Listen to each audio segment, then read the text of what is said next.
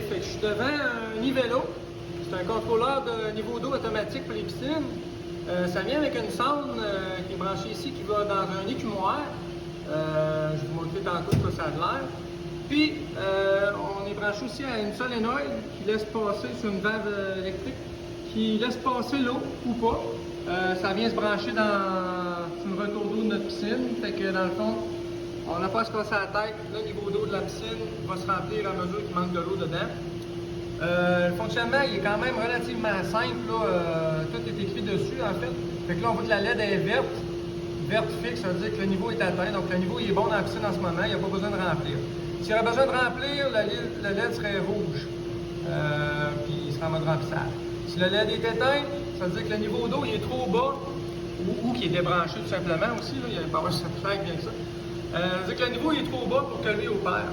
La raison pourquoi c'est fait de même, c'est que si le niveau descend vraiment plus bas que lui est capable de voir, c'est qu'il y a un problème.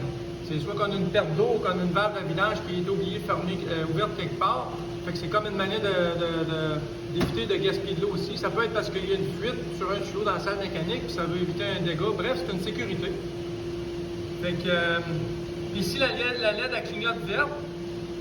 Ben justement, lui, il y a une sécurité, quand je dis, en plus de ne pas voir le niveau d'eau, s'il essaie de remplir, dans ce cas-ci, lui, c'est, OK, lui, il n'est pas ajustable, lui, il est fixe, fait que normalement, il vient d'ajuster pour 75 minutes. Donc, si ça fait 75 minutes qu'il essaie de remplir, puis qu'il n'a jamais atteint son niveau d'eau, son bon niveau, ben il va s'arrêter, puis il va se mettre à clignoter ici. C'est comme un alarme pour dire, hey, il y a quelque chose qui ne va pas, là. Ça fait 75 minutes que j'essaie de remplir, puis j'ai pas réussi encore, c'est pas normal. Dans ce temps-là, ce qu'on fait, lui, j'ai où son transfo, il est branché ici, le transfo qui est là. On débranche, on branche, ça va prendre un gros 10 secondes.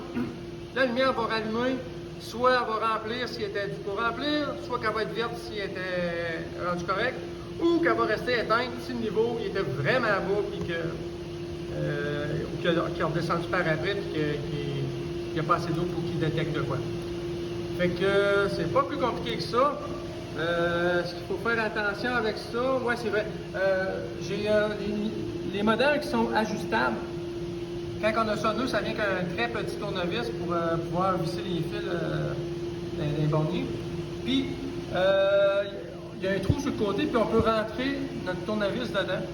Quand on le rentre, on tient ça pendant 3 secondes, puis là, la LED va venir orange. On va appuyer, nous autres, ce qu'on a, c'est des ajustables en 20 minutes, 40 minutes, 60 minutes, puis 75 minutes. On a demandé ça à notre fournisseur parce que des fois, on a des spas, puis 75 minutes, c'est trop. Fait qu'on peut mettre ça peut-être juste 20 minutes des fois. Fait qu'on va appuyer avec le tournevis, le LED va virer orange pour nous dire c'est beau, il est prêt. Fait que là, un coup, ça veut dire 20 minutes, 2 coups, ça veut dire 40 minutes, 3 coups, ça veut dire 60 minutes, 4 coups, ça veut dire 75 minutes. Quand on a fait nos nombres de coups avec le tournevis, vous voyez comme l'équivalent d'appuyer sur un bouton qui est dedans et qui est caché. Quelques secondes après, le LED va flasher en orange toujours. Il va flasher le nombre de coups que lui a compris. Comme ça, si tu as pesé un coup pas assez fort ou qu'il l'a mal interprété, mettons que tu as pesé 4 coups pour le mettre 75 minutes, puis lui il en a senti juste 3, ben, il va te répondre avec 3 flashs. Ça va vouloir dire, oups, c'est pas 75 minutes, c'est 60 finalement. Si ça fait ton affaire, tu laisses ça de même, tu touches pas à ça. Si tu veux vraiment 75 minutes, tu recommences la même procédure. Tu rentres ton tournevis, tu restes appuyé jusqu'à ce que le LED vire orange. Quand il est orange, tu fais tes 4 coups, il va te répondre, et si tu as répondu les 4 coups, tu touches plus à rien, tu laisses ça de même, il est programmé. Je vais montrer un exemple concret dans une autre vidéo, mais là ici, on n'a pas ce modèle-là. Fait que je vais aller vous montrer la sonde de niveau dans l'écumoire. Fait qu'on voit ici la sonde que je vous parlais. Ça ressemble à un thermomètre en fait. Fait qu'il y a une vis là, qui est presque atteinte. On a des nouveaux modèles à cette heure en passant qui sont gris puis plus petits. Il y a d'autres vis dans le haut qui ne servent pas la plupart du temps dans nos installations à nous. C'est des vis pour des hauts niveaux qui permettent de peut-être ouvrir une valve de vidange ou quelque chose du genre et mettre une alarme sur le petit contrôleur. Mais le modèle qu'on a ici, c'est il y a une vis ici. Ça, c'est le niveau qu'on veut atteindre. Fait qu'on voit que l'eau est pas mal dessus. Puis, en dessous qu'on voit pas, ben, on peut voir un peu, là, on voit deux pins foncés. Là. Ça, c'est les 2 vis de bas niveau. Et comme je disais tantôt, quand l'eau atteint les vis du bas, afin de conductivité entre. Ça permet de savoir, lui, que, OK, l'eau est atteinte à ce niveau-là. Le LED va allumer rouge, puis il va ouvrir sa valve de remplissage. Quand l'eau elle atteint la vis que je pointe en ce moment, ça c'est le niveau, la consigne, la hauteur désirée dans la piscine. Fait que il va arrêter la valve, puis le LED va virer vert. Donc, comme je disais tantôt, si ça prend plus que 75 minutes dans ce cas-ci de passer d'un à l'autre, ce qui est environ 1,5 pouce, elle va donner une alarme, le LED va clignoter pour dire que c'est pas normal, puis il va falloir réarmer, puis regarder c'est quoi la cause. C'est pas mal tout ce qu'il y a à dire là-dessus.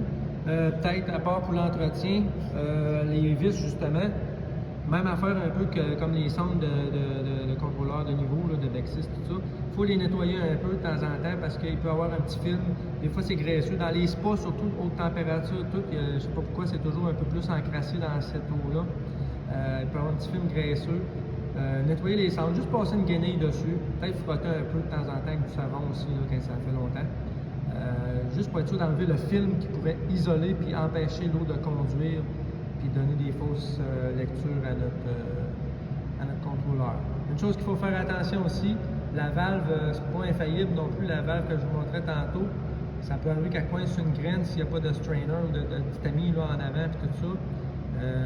Des fois, ça peut faire défaut. Fait qu'il faut faire attention si l'eau déborde, en principe, des fois, ça peut être un malfonctionnement de la sonde.